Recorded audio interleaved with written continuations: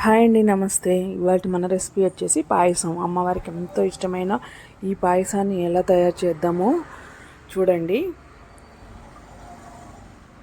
ఇప్పుడు స్టవ్ మీద గిన్నె పెట్టి ఏ కప్పుతో అయితే మనం రైస్ తీసుకున్నామో ఆ కప్పుతో 7 కప్పులు పాలు పోసుకున్నా. 1 కప్పు వాటర్ కూడా పోసుకోవచ్చు. నేను మొత్తం పాలతోటే చేస్తున్నా. ఇప్పుడు ఒక 1/2 కప్పు పెసరపప్పు తీసుకొని పక్కన కడాయి పెట్టి వేపుదాం. ఫ్రై అవ్వాలి.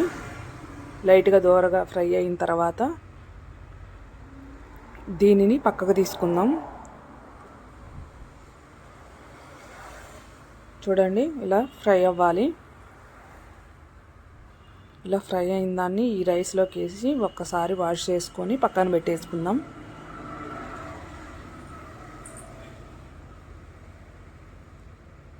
ఇక్కడ పాలు కాగుతూ ఉన్నాయి.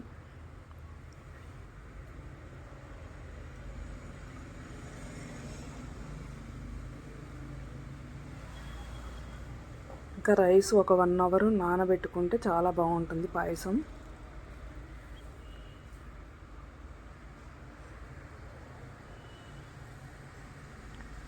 చూడండి, ఇలా పాలు పొంగు రాగానే మనం పక్కన పెట్టుకున్న బియ్యం పెసరపప్పుని దీంట్లో వేసేసుకుందాం.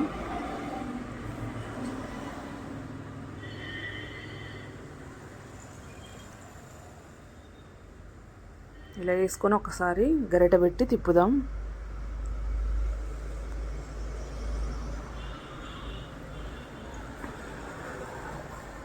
ఇలా ఉడుకుతూ ఉండాలి. కొంచెం దగ్గర పడ్డాక ఒకసారి తిప్పండి, అడుగంటిద్ది. చూడండి, సగం పైన ఉడికిన తర్వాత ఇప్పుడు రైస్ ఏ బౌల్తో అయితే మనం రైస్ తీసుకున్నామో అదే కప్పుతోటి దాని నిండా బెల్లం తీసుకోండి, కరెక్ట్గా సరిపోతుంది. ఇలా బెల్లం వేసిన తర్వాత ఒక్కసారి 1 నిమిషం ఆగిన తర్వాత తిప్పండి. పాలు ఇరగకుండా ఉంటాయి. మీరు స్టవ్ బంద్ చేసి కూడా బెల్లం వేయచ్చు ఒకవేళ ఇరుగుతాయి అని అనుకుంటే.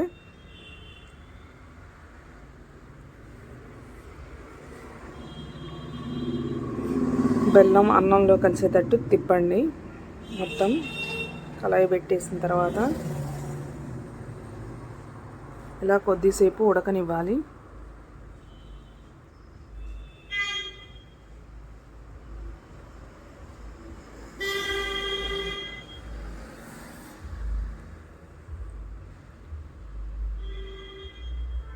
చూడండి, ఇలా ఉడుకుతుండగానే ఒక 4-5 యాలక్కాయలు కొంచెం దంచి దీంట్లో వేసేసుకుందాం.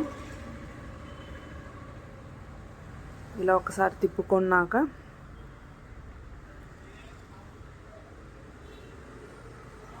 చూడండి, ఇలా తిప్పుకున్న తర్వాత పక్కన స్టవ్ వెలిగించేసి ఒక చిన్న బాండీ పెట్టేసుకుందాం. కొంచెం హీట్ అవ్వాలి. హీట్ అయిన తర్వాత ఒక 2 టేబుల్ స్పూన్లు నెయ్యి వేసుకుందాం. ఇంకా మీకు కావాలంటే ఇంకొక స్పూన్ కూడా వేసుకోవచ్చు. పాయసంలో నెయ్యి చాలా బాగుంటుంది కదా. దీన్ని ఇప్పుడు కరిగించుకోవాలి.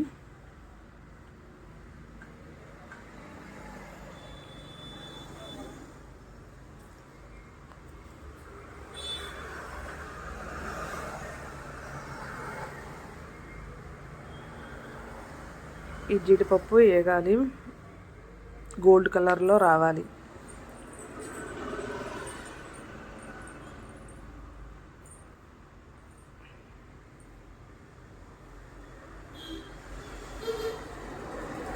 చూడండి, ఆల్మోస్ట్ వేగినాయి.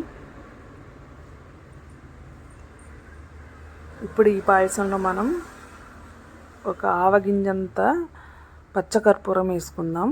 ఫ్లేవర్గా చాలా బాగుంటుంది. టెంపుల్ స్టైల్లో మనకు ఆ ఫ్లేవర్ టెంపుల్లో పెడతారు కదా ప్రసాదం, ఆ స్టైల్లో ఉంటుంది. కొంచెం వేసుకుంటే, ఎక్కువ వేసినా టేస్ట్ పోతుంది. చూడండి, నేను చూపిస్తున్నాను కదా.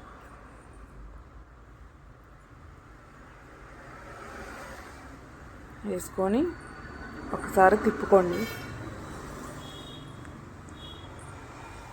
తిప్పుకున్న తర్వాత ఇప్పుడు మనం ఏపీ పక్కన పెట్టుకున్నాం కదా జీడిపప్పు,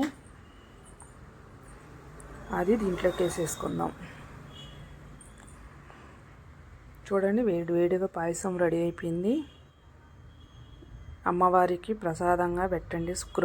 శుక్రవారం, మంగళవారం ఇలా పూజలు చేసుకుంటారు కదా, సింపుల్గా ఇలా తయారు చేసి పెట్టండి.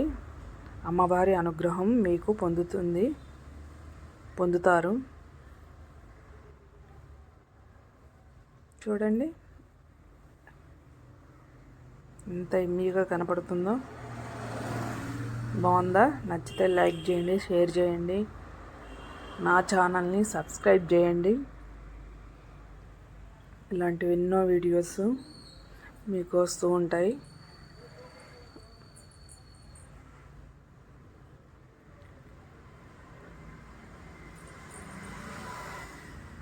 నచ్చిందా మీకు? నచ్చితే కామెంట్లో చెప్పండి. ఈ అమ్మవారి ఆశీస్సులు మీకు ఎప్పుడూ ఉండాలని కోరుకుంటూ బాయ్ ఫ్రెండ్స్.